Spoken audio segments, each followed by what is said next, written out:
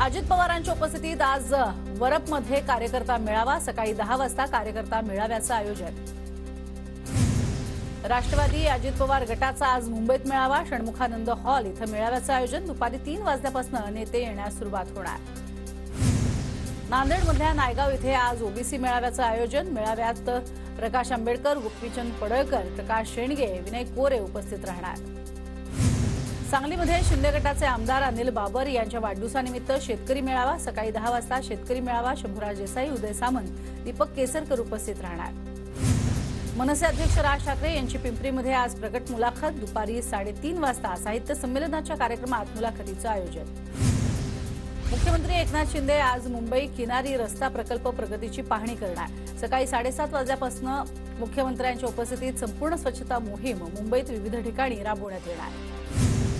आज मातोश्रीवरती बीडमधील पदाधिकाऱ्यांचे ठाकरे गटात सकाळी 11 वाजता पक्षप्रवेश। उद्धव ठाकरेंच्या उपस्थितीत महत्त्वाचे पक्षप्रवेश होणार।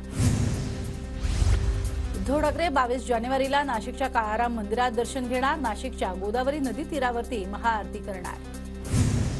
उपमुख्यमंत्री देवेंद्र फडणवीसांच्या हस्ते पुणे शहर भाजप कार्यालयाचं उद्घाटन। यानंतर पुण्यातच नाट्य संमेलनाच्या हस्तांतरण सोहळ्याला उपस्थित राहणार। आदित्य ठाकरे आज दिघा स्टेशनची पाहणी करणार। स्थानिक खासदार राजन विचारेंसह आदित्य ठाकरे पाहणी करणार। दुपारी 4:30 वाजता पाहणी दौरा। पुणे रेल्वेचा आज मेगा ब्लॉक। पुणे लोणावळा दरम्यान अनेक गाड्या रद्द। अभियांत्रिकी आणि दुरुस्तीच्या तांत्रिक कामांकरता आज मेगा ब्लॉक घेण्यात येणार। आज रेल्वेच्या मध्य आणि हार्बर मार्गावरती मेगा ब्लॉक। विविध अभियांत्रिकी आणि देखभालीच्या कामासाठी मेगा ब्लॉक घेणार। हिट अँड रन कायद्यावरून वाद थांबेना। 17 जानेवारीपासून कर्नाटकमधील ट्रक मालक बेमुदत संपावरती जाणार। फेडरेशन ऑफ कर्नाटक ओनर्स असोसिएशनची संपाची हाक। इंद्रायणी नदीकडे महाराष्ट्र प्रदूषण नियंत्रण मंडळाचं दुर्लक्ष। उपमुख्यमंत्री अजित पवारांकडून नाराजी व्यक्त। नद्यांमध्ये सोडलेल्या पाण्यावरती प्रक्रिया केली जात नाही, अजित पवारांचं वक्तव्य। मराठा समाजाला स्वतंत्र आरक्षण द्या, पण ओबीसीतनं संपूर्ण मराठा समाजाला आरक्षण मिळणार नाही म्हणजे नाहीच। ओबीसी मेळाव्यात भुजबळांचा ठाम निर्धार। कुणी आडवं आलं तरी ओबीसीतनं सरसकट आरक्षण घेऊनच राहणार। जरांगेंचा भुजबळांवर पलटवार। आरक्षणाची मागणी कायद्यात बसत नसेल तर हट्ट करून कसं चालणार? अजित पवारांचा मनोज जरांगेंना सवाल। आरक्षणाची मागणी करता पण कायद्याच्या चौकटीत बसते का ते पहा, असंही वक्तव्य। ओबीसींना एकत्र करा, गावागावातनं मोर्चे, कॅन्डल मार्च निघायला हवेत, भुजबळांचं ओबीसी बांधवांना आवाहन। मुंबईत कोणाला त्रास दिला तर मंत्री आणि आमदारांच्या घरांना वेढा घाला। मनोज जरांगे पाटलांचं जालन्यामध्ये महिलांना आदेश।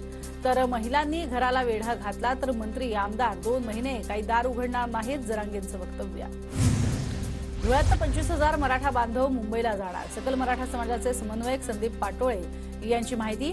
मराठा आरक्षणासाठी मनोज जरांगे पाटील यांनी केलेल्या आवाहनाला मराठा बांधवांचा प्रतिसाद। मनोज जरांगेंच्या 20 जानेवारीला मुंबईतल्या आंदोलनाच्या घोषणेनंतर ग्रामीण भागात जनजागृती बैठका। हिंगोलीमध्ये मराठा समाजाकडून जनजागृती बैठक तर मुंबईमध्ये जाण्यासाठी नियोजनबद्ध जनजागृती। मनसेची लोकसभेसाठी संभाव्य 14 उमेदवारांची यादी TV9 मराठीकडे। अंतिम निर्णय मात्र राज ठाकरे घेणार।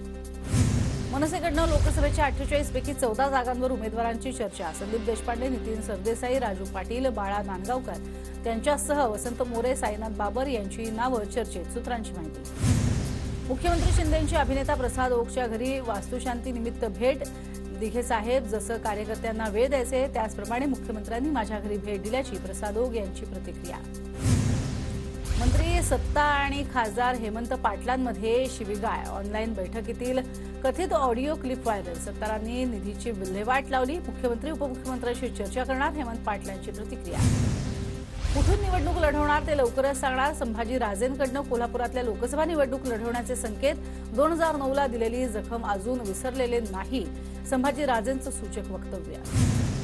लोकसभेसाठी विदर्भातील उमेदवार निश्चित नाही, सुनील महाराज यांच्या दाव्यावरती खासदार विनायक राऊतांचं स्पष्टीकरण। यवतमाळ वाशिममधनं भावना गवळींविरोधात ठाकरे गटाकडनं आपण लढणार असं सुनील महाराजांनी केला होता दावा। उदय सामंत आणि श्रीकांत शिंदे अयोध्या नगरीमध्ये। शिंदे गटाकडनं राम मंदिराला 11 कोटींचं दान। श्रीकांत शिंदे आणि उदय सामंतांकडनं धनादेश सुपूर्द, उदय सामंत यांची माहिती। तलाठी भरतीच्या परीक्षेमध्ये मोठा घोळ. तलाठी भरतीच्या परीक्षेचा निकाल लागला. एका उमेदवाराला 200 पैकी तब्बल 214 मार्क्स.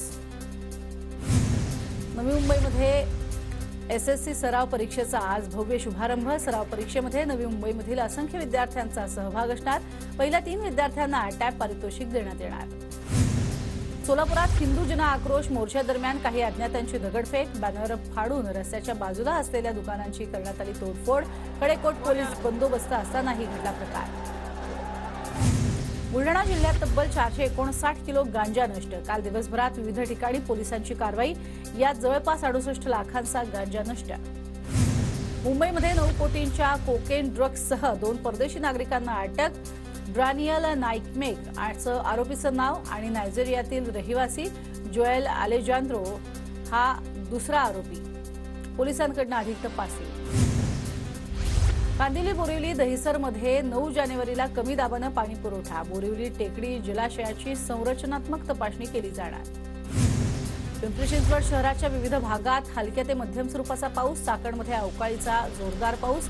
शेतातील कांदा पिकाला फटका बसणार. इचलकरंजी शहरामध्ये अवकाळी पाऊस. मुसळधार पावसानं वाहनधारक आणि व्यापाऱ्यांची तारांबळ. थंडीच्या दिवसात पाऊस पडल्यानं शेतीवरती परिणाम. धुळे जिल्ह्यासह तालुक्यात दुष्काळाची स्थिती गंभीर. अक्कलपाडा उजवा आणि डाव्या कालव्यातनं पाणी सोडावं. आमदार कुणाल पाटील यांची मागणी.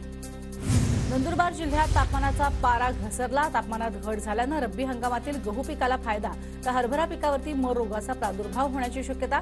पुढील काही दिवस तापमानाचा पारा हा कमी राहण्याची शक्यता. शहादा तालुक्यामध्ये कोट्यवधी खर्च करून बांधण्यात आलेली वसतिगृहाची इमारत धुळखात.